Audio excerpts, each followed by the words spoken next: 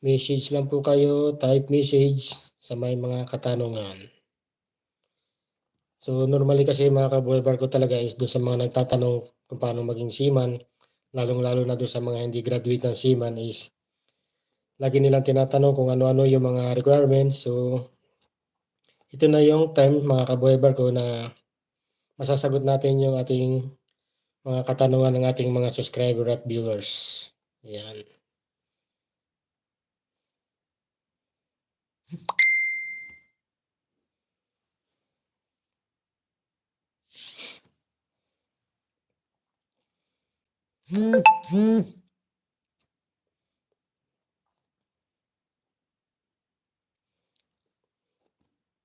Comment lang po kayo mga kabuhay barko doon sa mga kapwa nating seaman.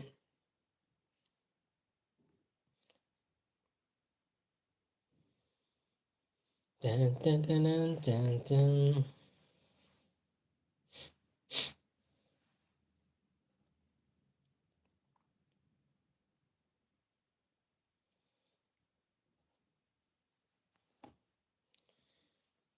Pre-comment po tayo mga kabuhay barko kung sino gustong magtanong.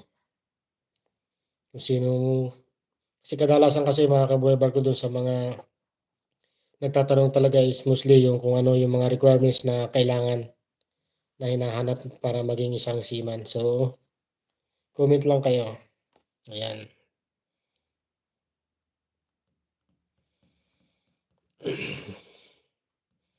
Kasi malaki yung oras natin ngayon mga kabuhay barko para makapag-live.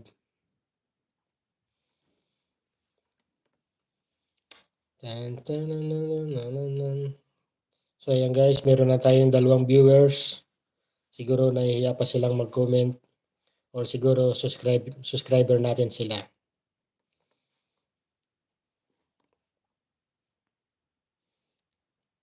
May 2 na tayong subscribers. So ayan guys, ipakikita ko sa inyo yung aming pinag-stayan ngayon dito sa hotel yung likod. So ayan guys.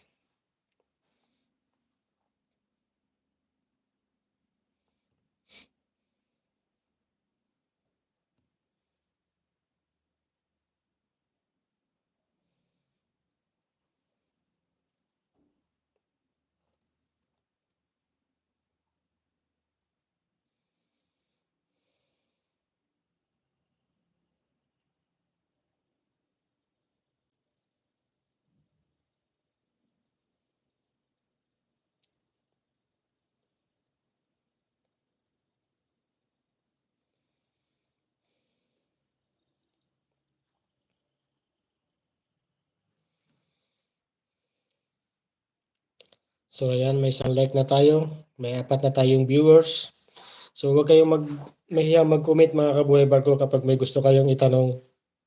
Ayan.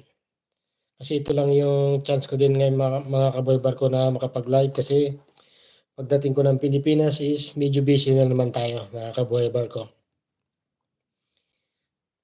Or kung mahuli kayo ng panonood sa video na to is pwede naman kayo mag-comment para babalikan ko na lang mga kabuhay barko sa may mga katanungan ng mga kapwa natin na mga seaman at gustong maging seaman.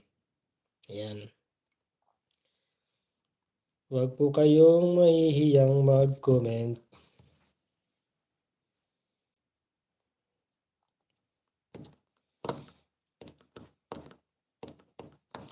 Tan, tan, tan, tan.